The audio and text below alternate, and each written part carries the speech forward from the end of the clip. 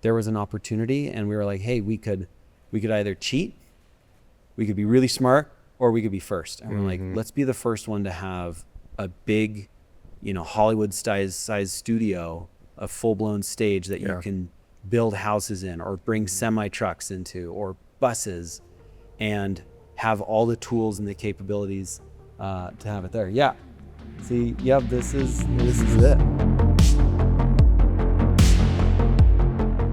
A lot of this is kind of making me think about like the progression of not only yourself but the business. Yeah. And I really, if you're like, dude, you're talking too much about this like growth, I'm just in that. Yeah. I'm 10 years behind you guys. You're feeling it. I just 100%. So like with that's why I wanted to ask, so like what your growth and your part in this was, because I think it is, you tell me if I'm wrong, this is like your journey was growing with Mystery Box. Yeah. And as very much so. As you get to 2020, and if there's anything before that, it sounds like COVID hits, but then I know you guys invested in UPM. Was that what it's called? Oh, you partnered with them, or UFP, that's right. Yeah. Because I used to rent lights from them. Yeah. And so in 2020, UFP, which was Matt Long's lighting and grip company, we were doing camera, and Mystery Box needed a bigger space. And we're like, hey, let's go for broke.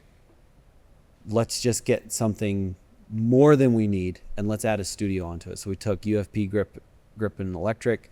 We took Mystery Box camera rentals, slapped them together, and that formed Enigma 3. And one of the hardest things that we did was adding a studio onto that. Yeah. Because it's one thing to have a studio that you just use for your own pieces, but then when you turn that into, oh, hey, someone else can come in and use it. It's crucial for that side of the space.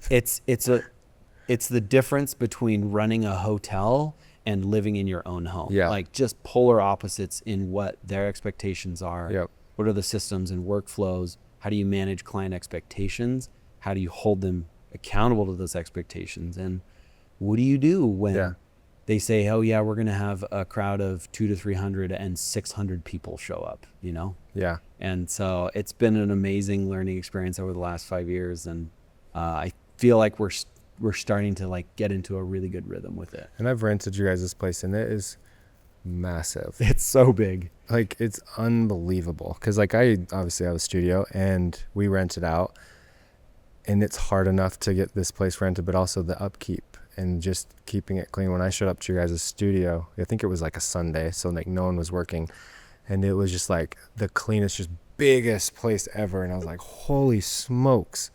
So like, I don't want to jump too far ahead, but that whole like transition into taking that next step of Mystery Box, how do you get to that point where you can invest? So this does kind of come before that. How do you get to this point where you can invest in a bigger place?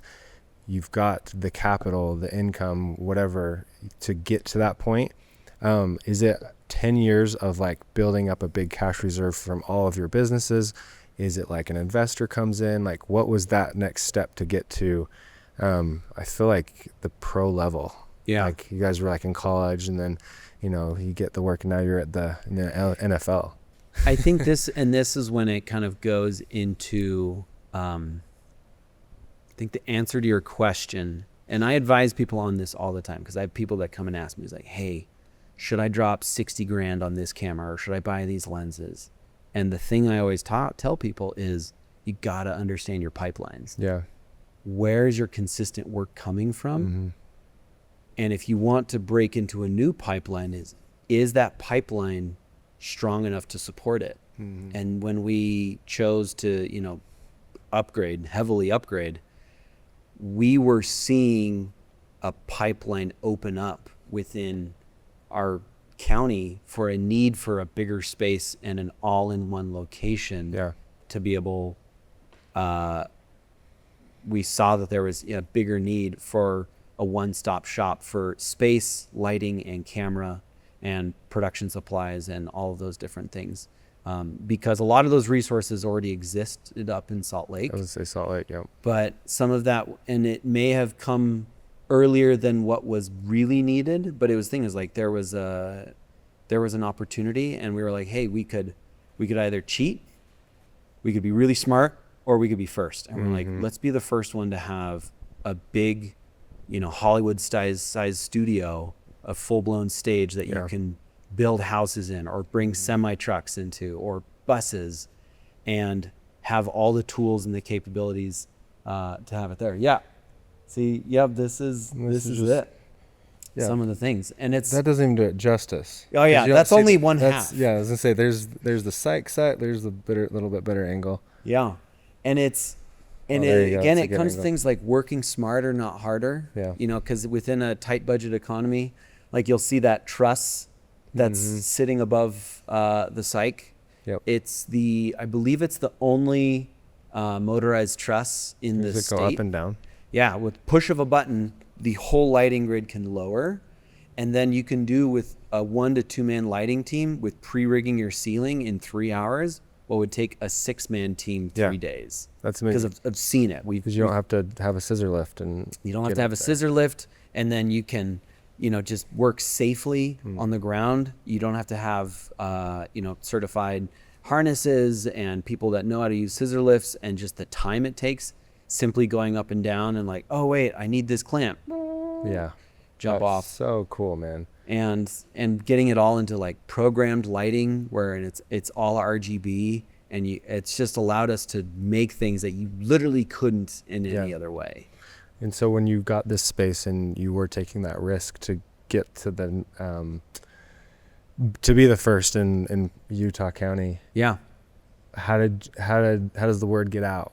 You guys aren't like, a Devon Supertramp or these people that have like a huge following, social following. Yeah. You guys have a big network. But I'm part curious about that. part of knowing yourself. I'm gonna put my shoe back on so the wide camera doesn't see it. But part of knowing yourself is also knowing your faults. Yeah. That we are great filmmakers, strategic mindsets, creatives. We understand the technical.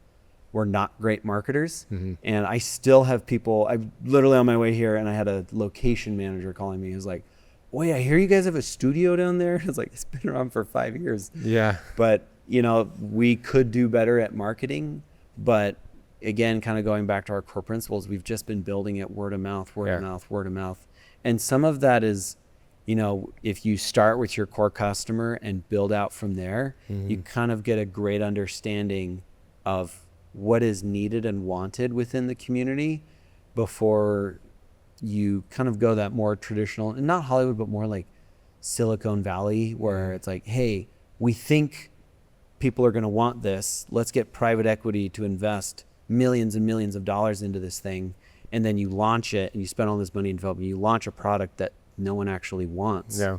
Whereas we've opted to be, it doesn't look conservative, but we've been very scrappy and very conservative as we can to build it up in a way and learn how to be strategic in our offerings and what we give people.